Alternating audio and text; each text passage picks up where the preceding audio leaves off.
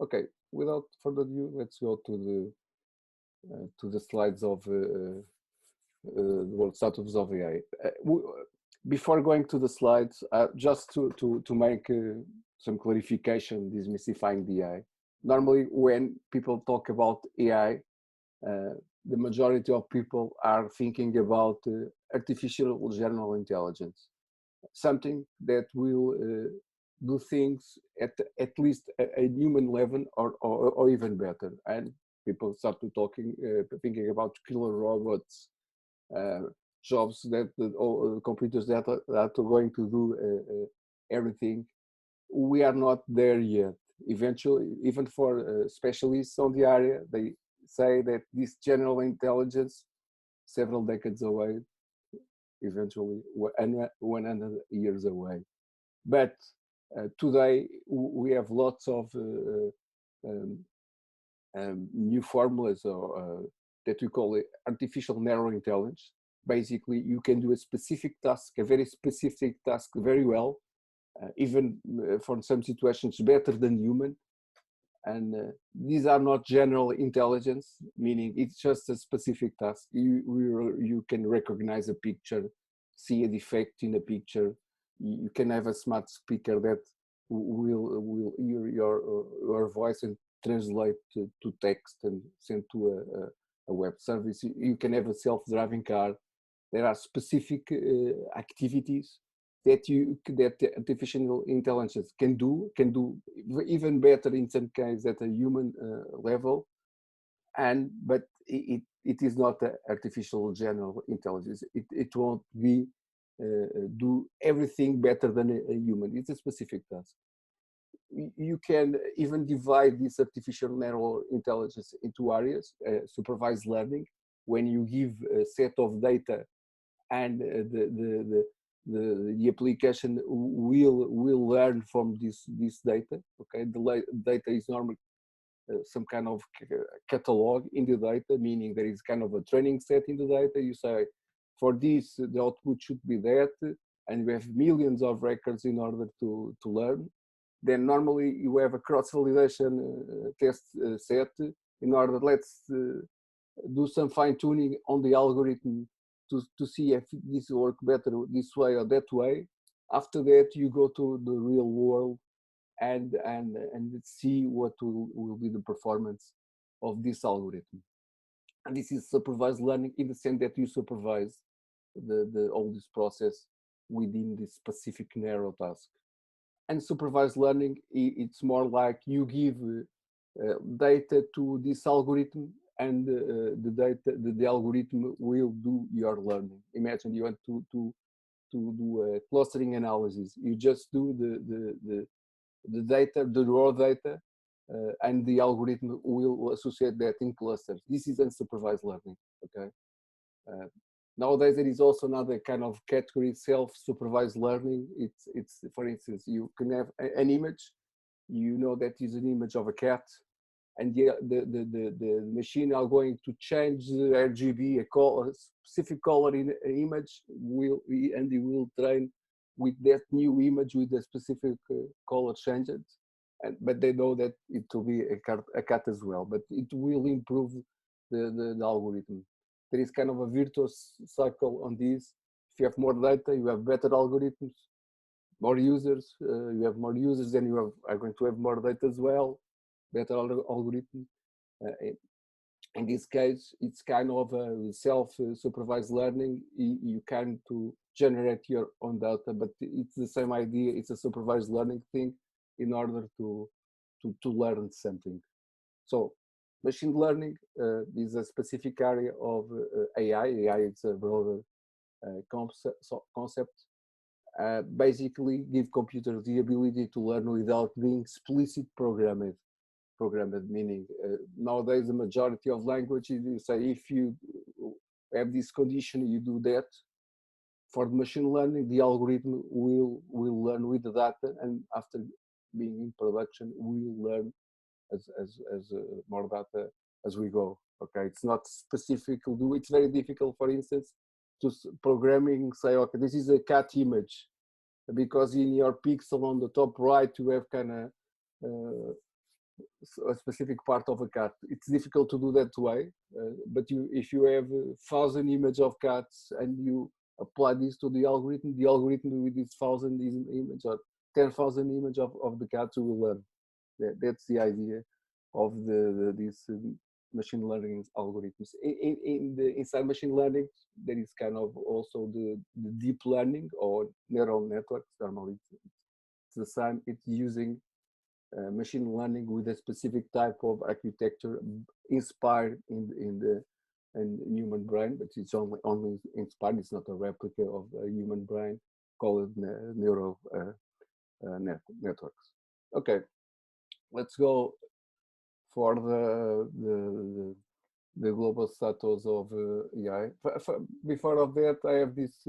In fact, there is a course from deeplearning.ai. It's not a technical course. It's a course that will help understanding these concepts for the organization. It's on Coursera, and it's a course for deeplearning.ai. Very interesting course. What is AI? Building AI projects, what you can build, what you cannot build today, and do kind of a due diligence regarding what is possible within your organization, and then how to bring that to the organization. Kind of identify a project to create a memento, involve more people on the organization, try to lead also with this change management within the organization and within the society as well, because some of these developments could have some impacts on the way people on society are going to see your company. So you need to manage that as well. And these are very interesting courses. If you want not technical course, if you want to take it, it's just to go to the deeplearning.ai and take it the course. Some of the insights that I'm going to present to you are based on that course as well. Okay, world status of AI. Our view here, and these are going to be based on the report from Standard that I'm going to share after. It's kind of a view in the sense that things are going to get to the corporate world. First, starting the academia with the several types of papers that we can see in the academia. Then the developer world start to do some things, and I will give you some insights as well at the type of things that type of libraries that the developers are using to bring these to the companies. And then the things are going to reach the society, and things like ethical are going to arise, and people are going to job losses, things like that are going to be also you need to take that also into the equation, and then after that this all gets the corporate world. There is a huge added value on this new AI process getting to the corporate world. McKinsey Research Institute estimate that added value in 13 trillion by 2013.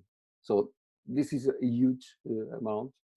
So that will have an impact on the companies and on society. Okay, the slides that I'm going to present, part of the slides are based on this human-centered artificial intelligence index from the Stanford.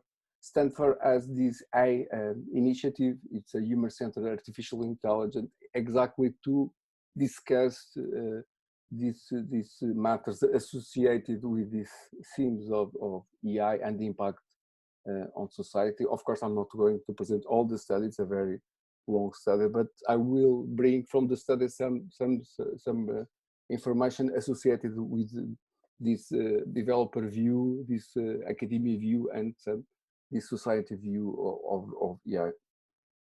Okay, let's start with the part of academia. There is a site called Archive in the internet. It's a free site. You can go there and download specific papers associated with a specific subject. It's a site that anyone can publish a paper there. There is no kind of peer review, but normally people know if it is a good paper or not based on the feedback. And the subjects that have been arising on the type of papers by subcategory. You see the slide. Machine learning and computer vision and pattern recognition are increasing a lot in the recent years. Also computation and language. So this is this seems starting on academia to have impact, and lots of people are publicating their own specific papers, normally in the specific topic of AI, and these fields are increasing in the machine learning and computer vision and pattern recognition. It's also interesting to understand the origins of the papers, and you can see here normally they are American papers, European papers, and also Asia or East Asia and Pacific, typically China papers, because there is also kind of a global competition between countries in order to be better than the others on these fields. Also because it will have impact, huge impact, as you see, on the economic, but some of these areas are also associated with the war, the military. So they need to be ahead on these areas. If we break down specifically by country, you see, and this is between 2015 and 2018, the papers, most of the papers are from the United States. And the second country, it is China, that is been increasing a lot the number of papers associated with deep learning and machine learning. Portugal, in fact, is here as well, but at least it is on the graph. If you see the each country as kind of and this graphic is very interesting and highlights the countries that have specifically AI strategies already in place. This is a strategy from the government specific to AI. As you can see in the United States, in China, there are very specific strategies for AI. And in this case, this is a very analysis to do worldwide. This was based on papers that are translated to English, but fair enough. There is and this geopolitical thing, it's important to understand as well when you are on the field. There is kind of a war between 3 or 4 nations in AI, and you can see that on this map. Typically, China, United States, Russia, they are countries that are investing a lot with national strategies to have good skills on AI, good researchers, institutes, people working on that area and integrate AI in several areas, because of course it will have economic impact and will reinforce their dominance in the world, let's say.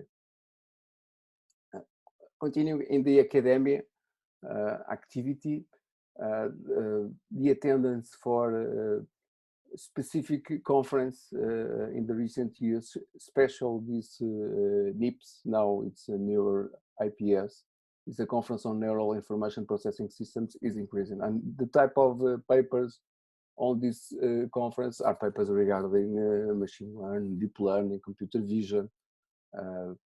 Also this conference on computer vision, pattern recognition increasing. So there is, we start to see a lot of interest on the academia on these matters, and for sure these are going to reach the rest of the corporate world. It's just a question of time. If you see now a little bit the developers' activity. Basically, the developer are going to leverage on this paper and start to do some application. This is a very interesting graph as well. It's based on the type of AI library that the developers are using. In this case, are rating, give a 5 stars rating on the GitHub. GitHub is a platform to share code between developers. And there is the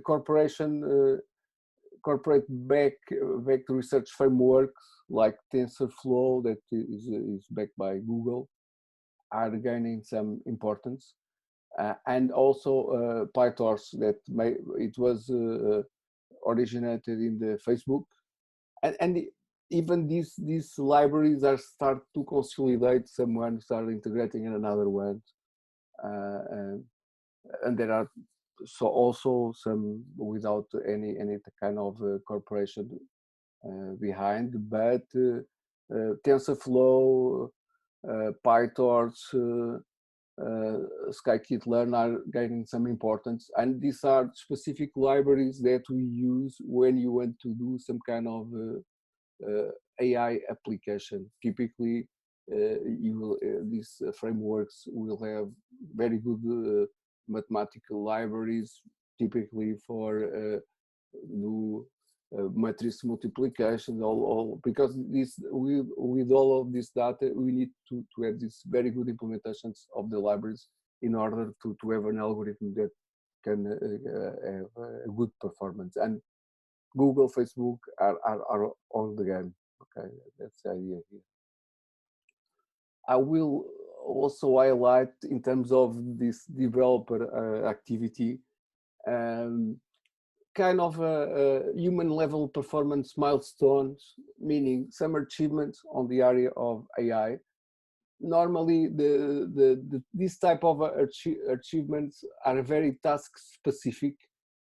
Some are impressive, but you cannot generalize this to other tasks. And the most of these milestones normally are associated to games or something like that. This Othello in 1980, this Othello game, the Checkers in 1995, the Jeopardy, the IBM Watson computer for a specific contest, the Go as well, the with Google DeepMind involved, and the Beat, the Go, the best player in the world. In fact, I think there's also a Netflix movie about that.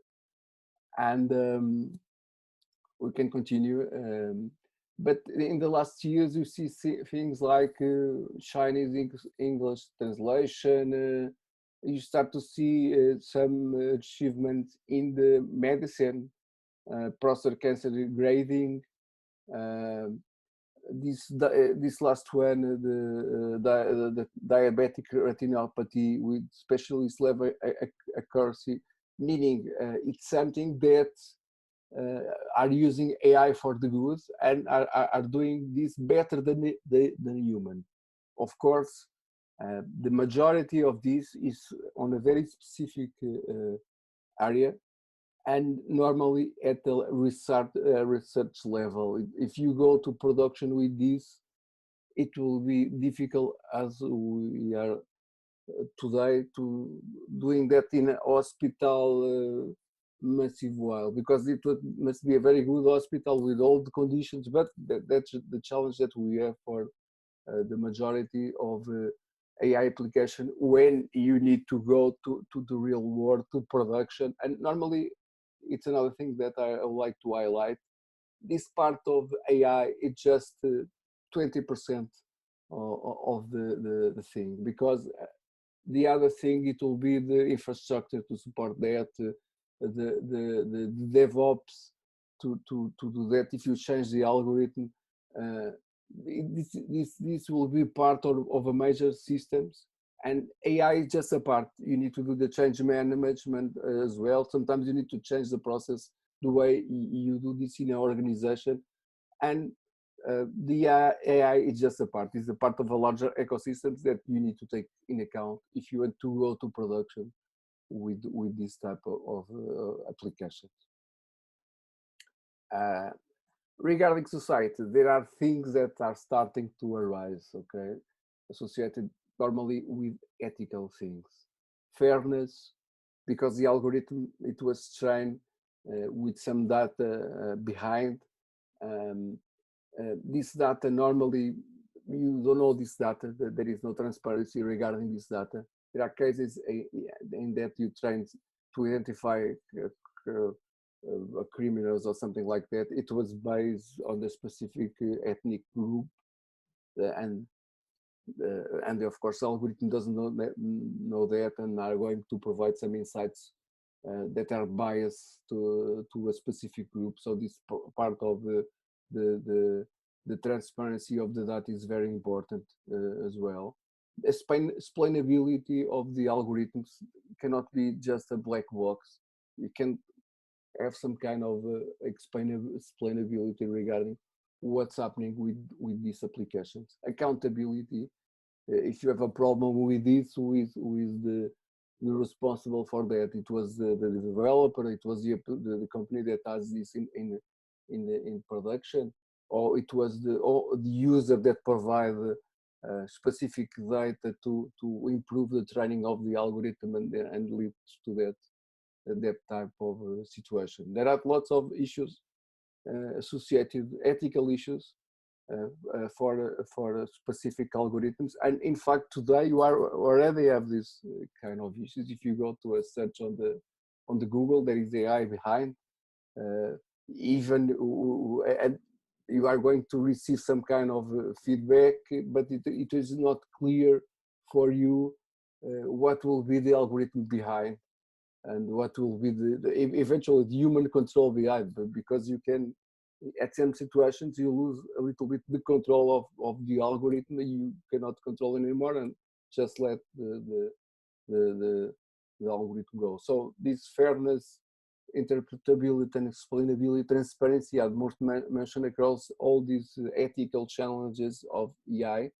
And uh, we do not need to discuss in the 200 years if robots with have general intelligence, AGI, because today there are lots of issues in the self-driving car, in the search on the internet, that already have these questions associated with ethical, and that is today that we need to discuss these things in order to change eventually the impact that they could have on society.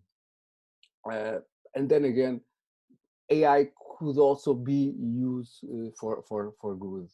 This is a study that compared with United Nations 17 United Nations guideline for sustainable development, and AI could impact in several ways, almost all the guidelines, of course. For instance, in good health, in good well-being, with applications that you can use in a mobile phone, but behind as all the knowledge associated with medicine that you can put in this type of algorithms training with large amounts of data. And you can do that. This, of course, could have a good impact, especially in developer world that does not has access to this kind of technology, but you can help them using these AI algorithms. But then again, there is also another type of utilization of AI, in this case for autonomous weapons, and it's always difficult to have these numbers. This is a study from until 2016, but for sure this part of the using this technology in order to give more fighting capabilities, and eventually with these execution decisions by themselves. This is a issue as well, and that's why some nations are very interesting on the AI as well, because it will give you some power regarding these autonomous weapons. But not only, if you see, for instance, the fake news phenomenon could have AI behind. You can have algorithms on the internet generated news and things like that, and there is lots of things associated with this, and could influence elections in specific countries, and even the cyber war. It's not only the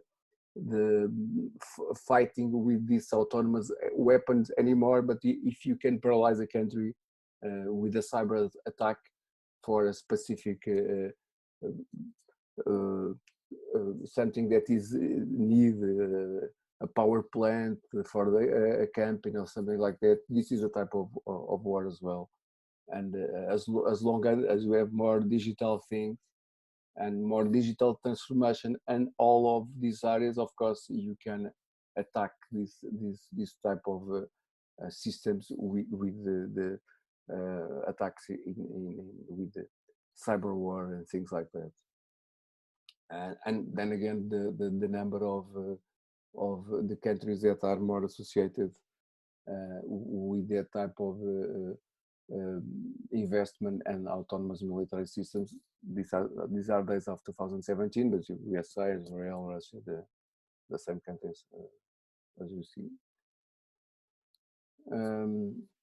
Another thing that is interesting in the sense that these are reaching also and in fact this is not developer activity, this is for the society, is the number of AI mentions in the earning calls for the corporation, and you can see here clearly in 2010 it was the cloud that was the major keyword. Then the big data, it was the keyword that normally people, when are announcing earnings for the companies every year or every quarter, refer that the company is very innovative because it's investing on this type of technology. And now AI and machine learning, it's the theme that they are announcing as being part of being innovative in the corporate world. And if you see specific by sector, typically the sectors that are leveraging more of that are the finance sector, electronic technology, producing manufacturing. You can do these automations on steroids for using leverage on computer vision, things like that on manufacturing lines as well, health technology, and these are the sectors that are referring this type of AI as a sustainable advantage. The main challenge for the corporation, and this is from the Gartner, are skills, the enterprise maturity, the skills of the staff for this type of areas. Data scope or quality, you need to process the data, you need to have infrastructure in order to aggregate this data from different parts, typically a data lake.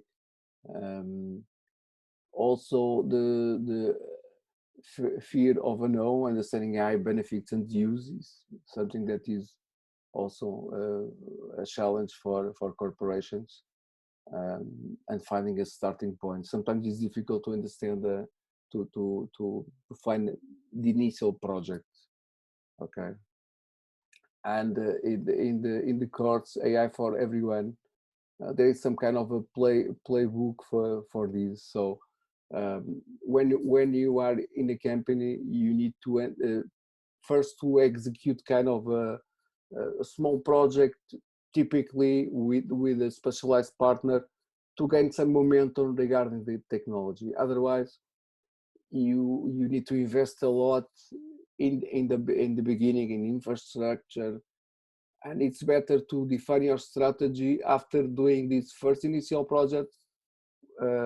It won't be perfect, but at least you could have some kind of insights regarding what will be better for your organization, what specific areas or what type of needs you have.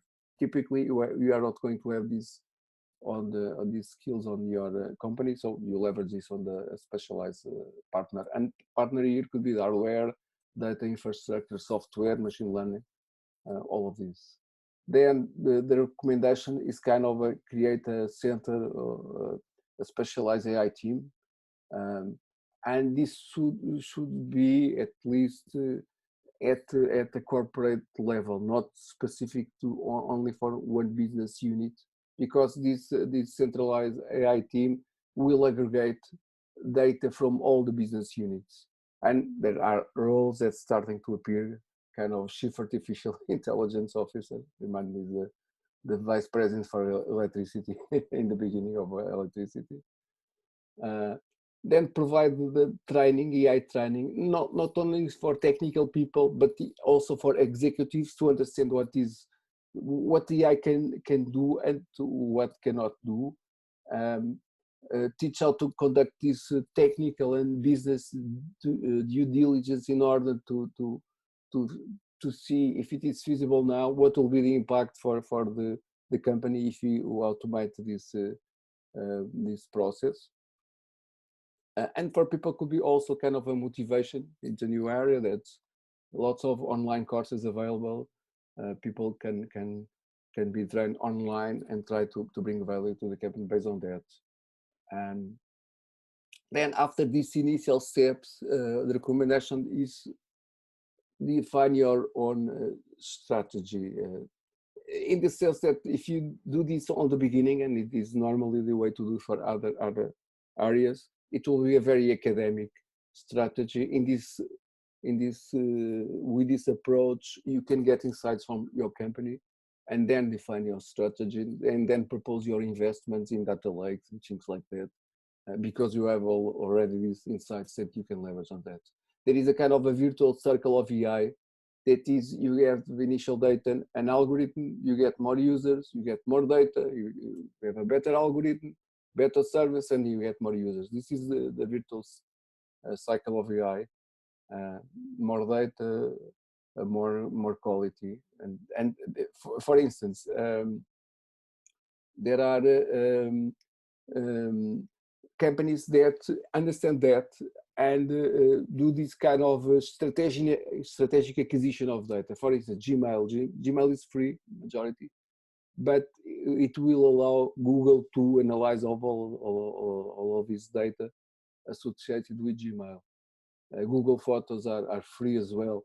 So these are strategic data acquisition, in the sense that we are going to offer these services because you know that the data is important, and it's important to us to have a better service. And you can have this type of strategies as well in your company.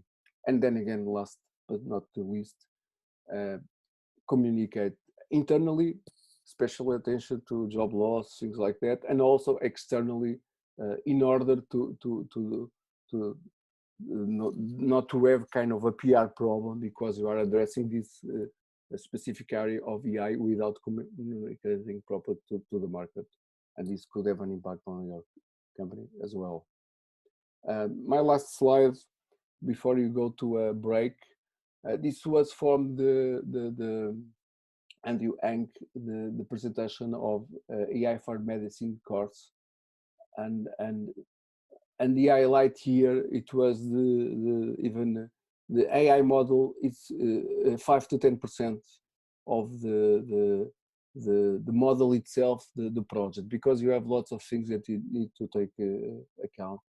Model performance, versions of the model, data labeling, all of that you need to have in account in the ML systems, machine learning systems. It's not just the machine learning model.